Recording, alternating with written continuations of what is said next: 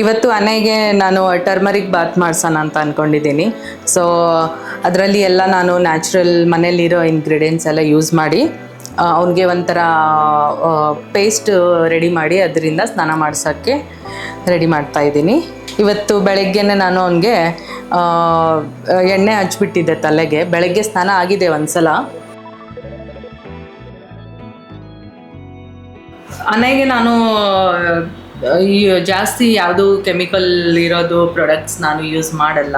ಜಾಸ್ತಿನೇ may be 15 ದಿನಕ್ಕೆ ಒಂದ್ಸಲ ಆ ಥರ ಎಲ್ಲ ಸೋಪ್ ಅಥವಾ ಶಾಂಪು ಯೂಸ್ ಮಾಡಿದ್ದೀನಿ, ಇಲ್ಲ ಅಂತ ಇಲ್ಲ. 100% ನಾವು ಅದನ್ನು ಅವಾಯ್ಡ್ ಮಾಡೋಕ್ಕಾಗಲ್ಲ ಈಗಿನ ಕಾಲದಲ್ಲಿ.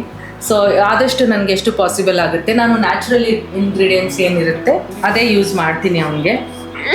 ಏನಾಯಿತು ಎಲ್ಲ ನೇಲ್ ಕಟ್ ಮಾಡೋಣ, ನೇಲ್ಸ್ ಕಟ್ ಮಾಡೋಣ.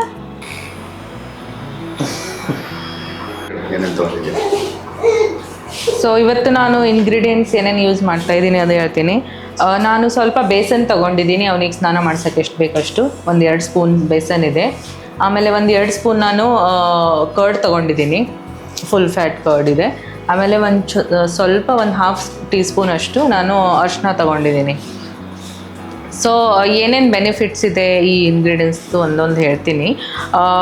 ಟರ್ಮರಿಕ್ ಆ್ಯಂಟಿಸೆಪ್ಟಿಕ್ ಇದೆ, ಆ್ಯಂಟಿಫಂಗಲ್ ಆ್ಯಂಟಿಸೆಪ್ಟಿಕ್ ಇದೆ ಅಂತ ಅದನ್ನು ತೊಗೊಂಡಿದ್ದೀನಿ, ಒಳ್ಳೆಯದು ಸ್ಕಿನ್ನಿಗೆ ಆಗಲಿ. ಹಾಂ ಚಿನ್ನ ಬಾರಮ್ಮ. ಬೇಸನ್ ಏನಕ್ಕೆ ಅಂದರೆ ಬೇಸನ್ ಕ್ಲೀನ್ಸಿಂಗಿಗೆ ಒಳ್ಳೆಯದು, ಸ್ನಾನ ಮಾಡೋಕ್ಕೆ. ಇದಕ್ಕೆ ಹೇರ್ ವಾಶ್ನು ಮಾಡ್ಬೋದು. ಆಮೇಲೆ ನಾನು ಕರ್ಡ್ ತೊಗೊಂಡಿದ್ದು ಮಾಯ್ಶ್ಚರೈಸರ್ ಪ್ರಾಪರ್ಟೀಸ್ ಇರುತ್ತೆ ಕರ್ಡಲ್ಲಿ ಅಂತ ಎಲ್ಲ ಮಿಕ್ಸ್ ಮಾಡಿ ನಾನು ಇವತ್ತು ಅವನಿಗೆ ಸ್ನಾನ ಮಾಡಿಸ್ತಾ ಇದ್ದೀನಿ. ಆಮೇಲೆ ಬೇಸನ್ಗೆ ಸ್ವಲ್ಪ ಡ್ರೈ ಆಗುತ್ತೆ ಸ್ಕಿನ್ನು.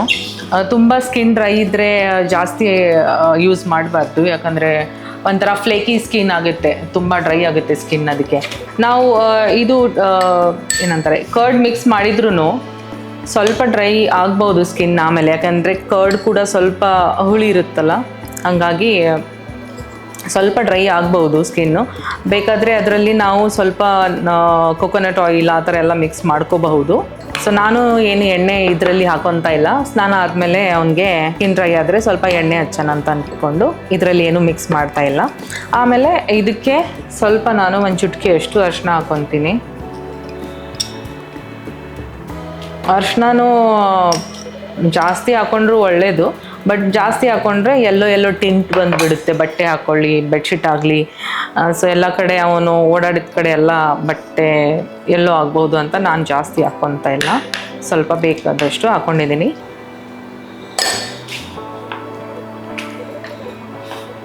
ಕರ್ಡ್ ಸ್ವಲ್ಪ ಆ್ಯಸಿಡಿಕ್ ಇರುತ್ತೆ, ಹಾಗಾಗಿ ಸ್ಕಿನ್ ಸ್ವಲ್ಪ ಡ್ರೈ ಆಗುತ್ತೆ. ಹಂಗಾಗಿ ಡೈಲಿ ಮಿಲ್ಕ್ ಹಾಕ್ಕೊಂಡ್ರೂ ಒಳ್ಳೆಯದು, ಬಟ್ ಬೇಸನ್ ಡೈಲಿ ಹಾಕ್ಕೊಂಡ್ರೆ ಸ್ಕಿನ್ ಡ್ರೈ ಆಗುತ್ತೆ. ಹಂಗಾಗಿ ಡೈಲಿ ಯೂಸ್ ಮಾಡಬಾರ್ದು, ಯಾವಾಗಾದರೂ ಒಂದ್ಸಲ ವಾರಕ್ಕೆ ಒಂದ್ಸಲ ಆ ಥರ ಯೂಸ್ ಮಾಡಿದರೆ ಪರವಾಗಿಲ್ಲ. Are you ready to take bath? Ready to take bath? Are you ready going to? Yes.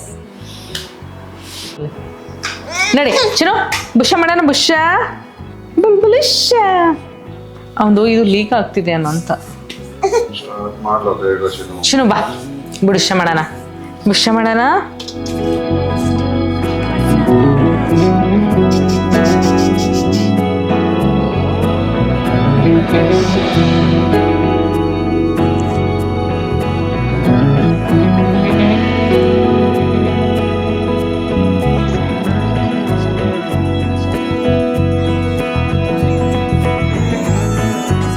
ಗುಂಡಣ್ಣಗೆ paste ನಾವೇನು ರೆಡಿ ಮಾಡಿದ್ವಿ ಅದು ಹಚ್ಚಿ ಸ್ನಾನ ಮಾಡಿಸಿ ಆಗಿದ್ದೆ.